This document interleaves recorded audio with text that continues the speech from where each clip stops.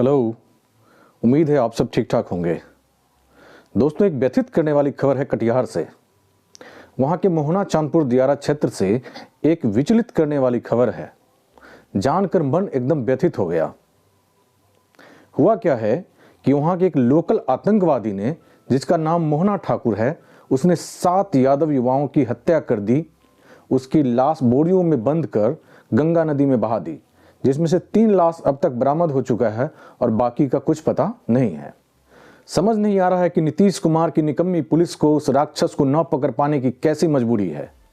ऐसा लगता है जैसे कि यादवों की जान की कोई कीमत नहीं रही, जैसे यादव किलिंग अभियान चल रहा हो।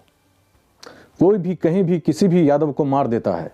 उधर भागलपुर में किसी नीलम यादव की किसी सनकी ने हाथ पैर स्तन काटकर उसकी हत्या कर दी, तो इधर एक साथ 7 लोगों को मारकर उसकी लाश को बोरियों में बांधकर गंगा में बहा दिया जाता है। वहीं जेपी यादव के माता पिता और उसके दोस्त के हत्या के आरोपी रहे जदयू विधायक और उसके भाई को कोर्ट ने बरी भी कर दिया है।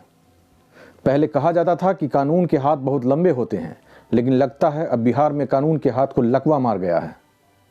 ऐसा लगता है जैसे सरकार और विपक्ष के नेता के मुंह में किसी ने रसगुल्ला कोच दिया है। रसगुल्ला का मतलब आप अपने स्तर से समझ लेना। भागलपुर में विपक्ष के नेता दौड़े दौड़े चले जाते हैं क्योंकि वहां हिंदू मुस्लिम एंगल था, और यहां कटिहार जाने में उन्हें शर्म आ रही है क्योंकि यहां बाभन यादव का मामला है। जंगल राज चलाने वाली बिहार और देश की झंडी मीडिया ने इस मामले पर बोलना बिल्कुल मुनासिब नहीं समझा। वहीं अगर यादव के अलावा अगर किसी भी दूसरी जाति के साथ ऐसा हुआ होता तो तुरंत ही विधवा विलाप शुरू कर देते और रोज ये समाचार आता कि इतने बड़े अपराधी को बिहार सरकार ने खुला छूट दे रखा है, उसकी अभी तक गिरफ्तारी क्यों नहीं हुई। नीतीश कुमार को तो जानते ही हैं, यादवों को ठंडा करना ही इनका एकमात्र मकसद था। जैसा कि हमारे यहाँ कहा जाता है, हमारे यहाँ ऐसा कहा जाता है कि नीतीश कुमार ने और कुछ किया कि नहीं किया, लेकिन यादवों को ठंडा कर दिया। ये काम वो अभी तेजस्वी यादव के साथ मिलकर भी कर रहे हैं। अगर ऐसा नहीं होता तो वो आतंकवादी अब तक कब का गिरफ्तार हो चुका होता। इन 7 यादवों की जगह अगर 7 शराबी मर जाता ना भाई साहब, नकली शराब पीकर, तो मुख्यमंत्री, गृह सचिव, डीजीपी, डीएम, एसपी, दारोगा सभी मिलकर कब का उस अवैध शराब के व्यापारी को जेल भेज चुके होते। लेकिन यहां तो यादवों का मर्डर हुआ है और हत्या का आरोप एक बाभन पर है, तो सबके मुंह में रसगुल्ला डाला हुआ है। सबने अपने अपने मुंह में रसगुल्ला लेकर मुंह बंद कर लिया है। और स्थानीय प्रशासन तो मदद करता है भाई उस आरामखोर मोहना ठाकुर का, जो बात उसने खुद ही अपने एक स्वजातीय पोर्टल पत्रकार को एक इंटरव्यू में कहा है। आपको लोग कुख्यात क्यों करता है? हमको जो है ना राजनीतिक तरफ फंसाना चाहता है लोग। हम जो है जनता का सेवा करते हैं, जनता का सेवक हैं। हमको इससे पहले भी जो है लोग फंसाना चाहता था, लेकिन हम प्रशासन हमको मदद किया, हम बच गए। प्रशासन हमको मदद किया, हम बच गए। वैसे भी अधिकांश थानों में वैसे पुलिस चीफ को बिठाया गया है जो यादवों से खुन्नस रखते थे। आप कह सकते हैं कि एक खास जिले के खास जाति के लोगों को दारोगा की नौकरी में इसलिए ही भरा गया था। इधर तेजस्वी यादव और राजद वाले लोग पता नहीं क्यों कोई भी स्टेटमेंट देने से बच रहे हैं, ये समझ में नहीं आ रहा है। अरे बुलडोजर नहीं चलवा सकते तो कम से कम निष्पक्ष जांच तो करवाने का आदेश दिलवा ही सकते थे ना। कि इतनी भी आपकी हैसियत नहीं है आपकी ही सरकार में। ये चुप्पी जल्दी तोड़िए तेजस्वी जी, लोगों में बहुत आक्रोश है। नहीं तो ये कम मार्जिन से सीट हारने का सिलसिला जो शुरू हुआ है ना, आगे भी जारी रह सकता है और फिर बांटते रहिएगा नौकरी। वैसे भी आपकी नौकरी उन्हीं को मिलने वाली है जो आपको वोट नहीं करते हैं। और प्रशासन कह रहा है कि गैंगवार है। ठीक है, अगर यह गैंगवार है तो क्या किसी को भी ऐसे गैंग बनाकर किसी दूसरे गैंग को खत्म करने की इजाजत दी जा चुकी है क्या? अगर नहीं तो इस राक्षस को अभी तक क्यों नहीं पकड़ा गया? इसकी गिरफ्तारी अब तक क्यों नहीं हुई है? अगर यह गैंगवार है तो गैंगवार करना क्या अपराध के दायरे में नहीं आता है क्या? जब आप इस चीज को गहनता से समझेंगे तो पता चलेगा कि कोई गैंगवार नहीं है, एक आतंकवादी है जिसके आतंक से कई गांव के लोग, स्पेशली यादवों को इसने टारगेट कर रखा है। और यहां के लोगों ने जैसा बताया है, स्थानीय प्रशासन और वहां का कोई एमएलसी जो अग्रवाल है, उसका इसको सह मिला हुआ है उस आतंकवादी मोहना ठाकुर को। उसको अशोक अग्रवाल द्वारा संरक्षण दिया जाता है। हाँ। कौन है अशोक अग्रवाल? अशोक अग्रवाल नाम से जानते हैं, हम उनको पहचानते नहीं है कौन है। एमएलसी है यहाँ का ना। हाँ। अच्छा, ये बताइए कि गांव में काफी लोग बोलते हैं कि बेटी बहनों के साथ वो काफी छेड़खानी करता है। हाँ, हम लोग के साथ भी करता है ऐसा। हम लोग घर से बाहर नहीं निकल सकते हैं, दुकान नहीं जा सकते हैं, राशन उसन नहीं ला सकते हैं। ऐसा नहीं है कि ये पहली बार है, इससे पहले भी वो हरामखोर मोहना ठाकुर 7-8 लोगों की हत्या करवा चुका है। ऊपर से उसने धमकी दी है कि 20 विकेट और गिरेगा, अर्थात अभी वह उसके विरोध में बोलने वाले 20 और लोगों की हत्या करेगा।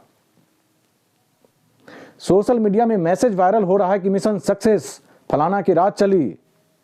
और जानते हैं, मरने वाले अधिकांश लोग युवक थे, वो बच्चे थे जो भैंस चराकर, खेती करके, दूध बेचकर अपनी आजीविका चलाते थे। ये झोपड़ियों में रहने वाले लोग हैं भाई साहब। ये कैसे गैंगवार करेंगे? ये कौन सा गैंग है जिसको अपने खाने पीने पहनने का कोई ढंग नहीं है? कटिहार प्रशासन ने इसे गैंगवार कहकर इस जघन्यतम हत्याकांड में लीपापोती कर रही है। और अगर ये गैंगवार है तो ये कैसा गैंगवार है जिसमें एक तरफ के लोगों की ही लगातार हत्या हो रही है। मोहना ठाकुर का गैंग छोटे छोटे किशोर उम्र के बच्चों का बंदूक लिए फोटो वायरल कर रहा है और कह रहा है कि देखो, मरने वाला भी तो बंदूक लिए है।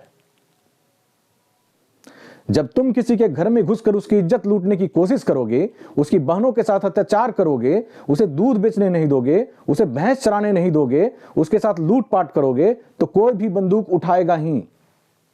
बहन बेटी का सम्मान बचाने में प्रशासन और सरकार के लोग अगर पीड़ित का मदद नहीं करेगा तो अंततः वह बंदूक उठाएगा ही और हमें भी उसको समर्थन देना पड़ेगा। इतना बड़ा मतलब गुंडा है कि आपको घर में से निकलने नहीं देता है। घर में रहते हैं तो घर घुस जाता है हम लोग का। गलत उसका निगाह होता है। निगाह गलत है, पूरा चाल चलन सब गलत है। हम लोग को खींच लेता है, इधर उधर करता है, सब गलत है। आप सुनिए इस लड़की को क्या बोल रही है, सुनिए इस महिला को। उस आतंकवादी मोहना ठाकुर ने कितना आतंक मचाया हुआ है उस इलाके में। मेरा भाई को मार दिया, हम लोग को पिटाया, इधर उधर भाग जाते हैं उसके डर से, छिपते हैं, आता है तो है। हम लोग को घर रोड नहीं चलने देता है, पढ़ाई नहीं करने देता है, कुछ भी नहीं, निकलने नहीं देता है घर से। लगभग 10 साल से उसका आतंक है उस इलाके में। कहते हैं कि पत्रकार नहीं जाते उस एरिया में कि उसके खिलाफ अगर वो लिख देते उसकी हत्या हो सकती है। कोई भी बड़ा मीडिया संस्थान इस खबर की रिपोर्टिंग करने ग्राउंड तक नहीं पहुंचा अभी तक। ऐसा प्रतीत होता है कि एक और वीरप्पन पैदा हो गया है। ये हालत है कटिहार के मोहना चांदपुर इलाके में। ये हालत है भाई साहब, माहौल खराब हो रहा है। कहीं ऐसा ना हो कि कटिहार का बदला लोग कहीं और लेना शुरू करें, ऐसी कोई स्थिति बने। इससे पहले ही बिहार सरकार को इस सुलगते आक्रोश का समाधान करना चाहिए। और लोग लगे हुए हैं माहौल खराब करने में।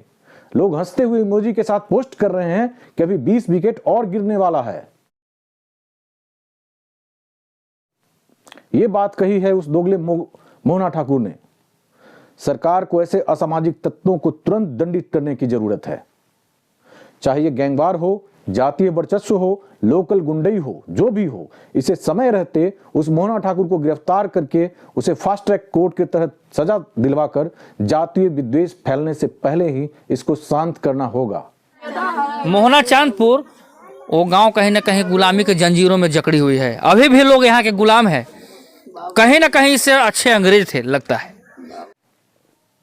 बिहार में जातीय नरसंहार का इतिहास रहा है। बड़ी मुश्किल से सब कुछ ठीक हुआ सा लगता है। यादव लोग उद्दंडता त्याग कर पढ़ाई लिखाई और व्यापार की तरफ ध्यान देने लगे हैं। एक आध घटना की वजह से अमन चैन खराब न हो जाए, इस चीज का ध्यान रखना होगा सरकार को। अंत में बस यही कहूंगा कि आप सभी सचेत रहें, अपनी सुरक्षा को लेकर जागरूक रहें।